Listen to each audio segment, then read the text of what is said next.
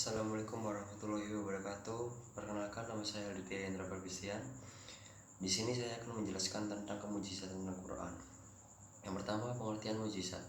Dalam Kamus Besar Bahasa Indonesia, mujizat diartikan sebagai kejadian atau peristiwa ajaib yang sukar dijangkau oleh kemampuan akal manusia. Pengertian ini bukanlah pengertian yang dimaksud dengan istilah agama Islam. Mujizat berasal dari bahasa Arab. Dalam Kamus Al-Munjid, kata mujizat adalah ajasa yang berarti lemah. Bentuk aktifnya adalah ajasa yang berarti melemahkan atau menjadikan lemah. Mujizat diartikan sebagai suatu peristiwa luar biasa yang menjadikan manusia lemah, tidak mampu mendatangkan dengan yang semisal dengannya. Sedangkan mujizat dalam istilah agama Islam, sebagaimana yang didefinisikan oleh pakar agama Islam, antara lain sebagai suatu hal atau peristiwa luar biasa yang terjadi melalui seorang yang mengaku nabi, sebagai bukti kenabiannya yang ditantangkan kepada yang ragu untuk melakukan atau mendatangkan hal serupa, namun mereka tidak mampu melayani tantangan itu. Al-Quran adalah salah satu dari mujizat-mujizat tersebut yang diberikan oleh Allah kepada Nabi Muhammad. Ia adalah mujizat beliau yang abadi, yang tidak habis atau terhenti bersama dengan wafatnya beliau. Al-Quran merupakan mujizat abadi Nabi Muhammad. Terdapat dua pendapat yang berbeda tentang kemujizatan Al-Quran. Yang satu mengatakan bahwa kemujizatan Al-Quran berasal dari luar faktor eksternal, bukan dari Al-Quran itu sendiri. Sementara yang lain berpendapat bahwa kemujizatan Al-Quran berasal dari Al-Quran itu sendiri atau faktor internal. Namun fakta sejarah dan dalil-dalil Al-Quran telah menerangkan bahwa kemujizatan Al-Quran itu berasal dari Al-Quran itu sendiri. Adapun kemujizatan Al-Quran dapat ditinjau dari berbagai segi, diantaranya keindahan bahasa, munasabah, berita gaib, informasi sejarah, dan ilmu pengetahuan. Teori kemujizatan Al-Quran sebagaimana telah saya sebutkan sebelumnya, bahwa dalam memandang sumber kemujizatan Al-Quran ada dua pendapat yang saling berlawanan. Pertama, memandangnya sebagai sebab eksternal, sedangkan kedua sebab internal.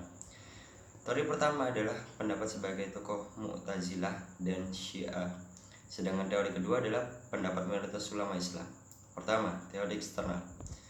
Penganut teori eksternal mengatakan bahwa kemujizatan Al-Quran bukan dari Al-Quran itu sendiri, namun berasal dari luar, yaitu Allah.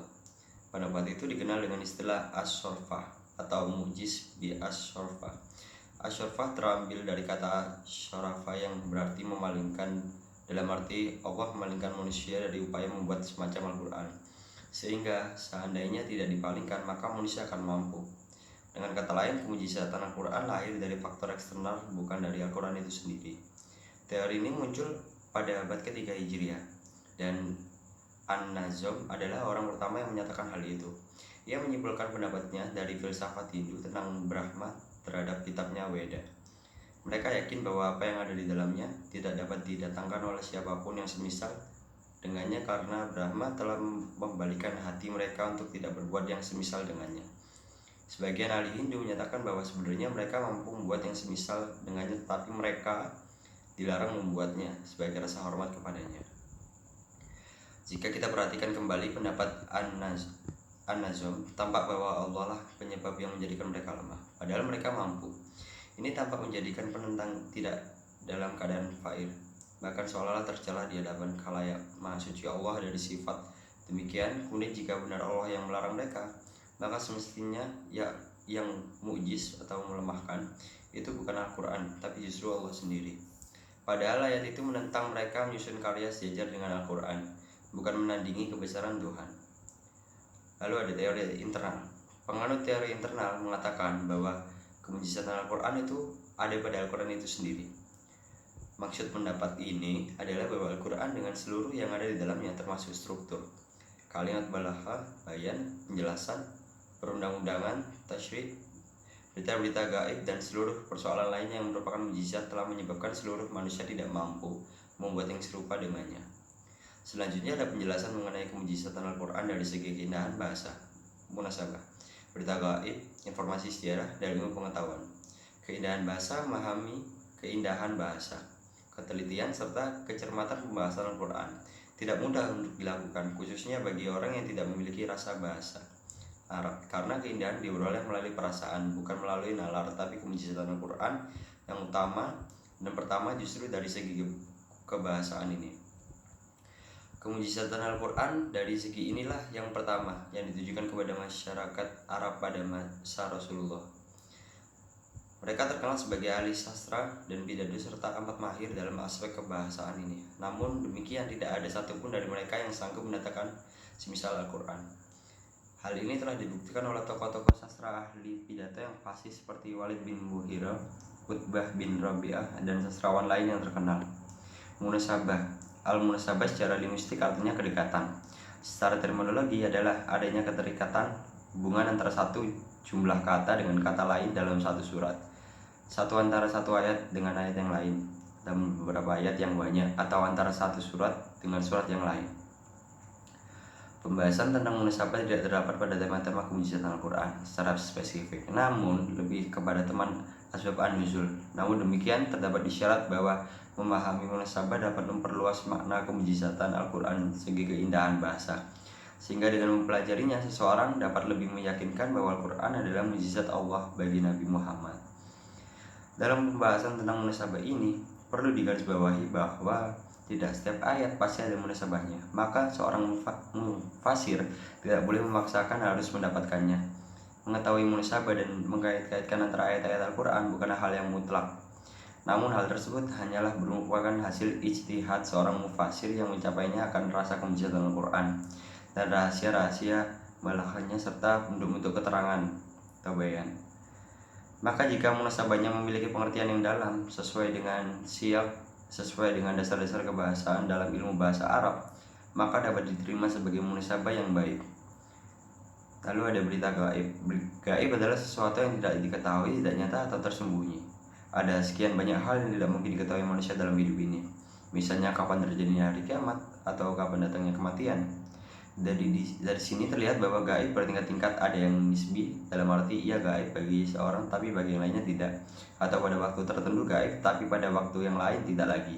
Misalnya dahulu orang mengetahui tapi kini setelah berlalu sekian waktu tidak lagi diketahui, atau sebaliknya dahulu orang tidak mengetahuinya tapi kini telah diketahui sehingga tidak gaib lagi.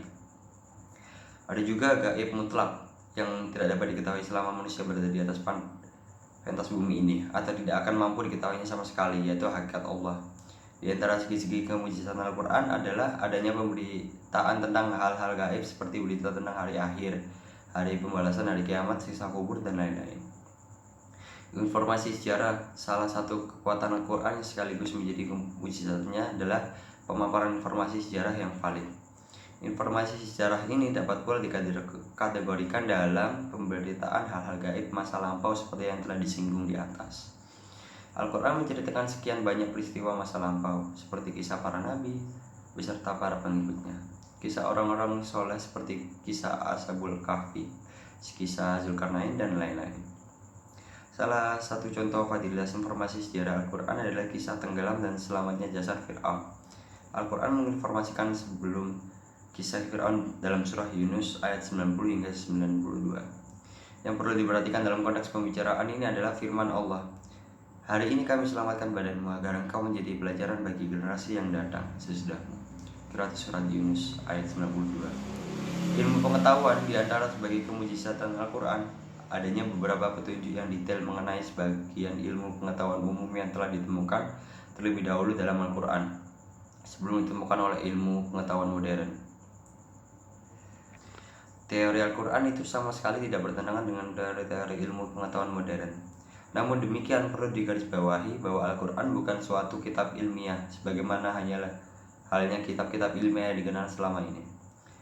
Al-Quran adalah kitab petunjuk bagi kebahagiaan dunia dan akhirat, maka tidak heran jika di dalamnya terdapat berbagai petunjuk tersirat dan tersurat yang berkaitan dengan ilmu pengetahuan. Guna mendukung fungsinya sebagai kitab petunjuk, syihab isyarat-isyarat ilmiah Al-Quran yang telah ditemukan oleh para pakar, diantaranya cahaya matahari bersumber dari dirinya dan cahaya bulan merupakan pantulan. Kurangnya oksigen pada ketinggian dapat menyesakkan nafas, dan perbedaan sidik jari manusia. Di sini saya akan menutup itu dengan Al-Quran adalah mukjizat abadi Nabi besar Muhammad SAW yang diberikan Allah. Sebagai bukti kebenaran risalah yang dibawanya, kemujizatan tersebut ada pada Al-Quran itu sendiri dan bukan dari faktor eksternal. Kemujizatan Al-Quran bermacam-macam bentuknya, namun yang utama dan pertama adalah sebagai keindahan bahasanya. Semakin orang-orang mendalami kandungannya, tidak menutup kemungkinan akan semakin bertambah pula hal-hal baru dan keunikan yang akan mereka temukan, sehingga akan lebih menambah rasa kemujizatan tersebut. Namun demikian, Al-Quran bukanlah kitab sembarang kitab atau kitab apapun namanya. Ia adalah kitab hidayah, petunjuk dan pedoman bagi manusia. Kemujizatan Al-Quran yang telah terungkap kiranya dapat menjadi bukti bagi pengingkarnya akan kebenarannya dari sisi Allah. Sedangkan bagi orang-orang yang beriman, hendaknya dapat lebih mempertebal keimanan mereka.